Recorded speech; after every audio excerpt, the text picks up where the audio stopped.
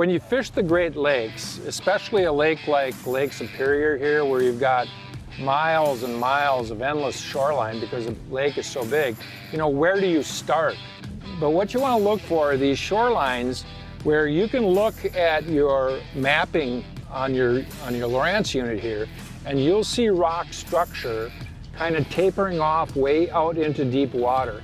In this particular area, the rock structure will go from shoreline all the way out in some places as deep as 50 feet.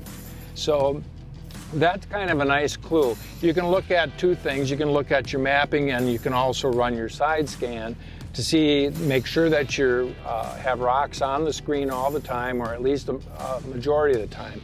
The fish like to hang in and around those rocks. Sometimes they're on the bottom, sometimes they're suspended, sometimes they're in shallow, sometimes they go out deep.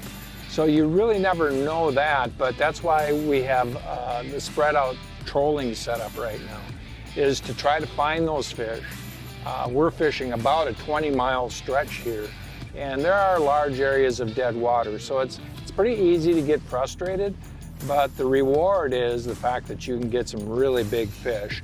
So those tapering rock shelves, being able to set your lines up so that you can run just above the bottom, or in some cases, if you're seeing a lot of suspended fish, up to those fish, and then try to get those bites.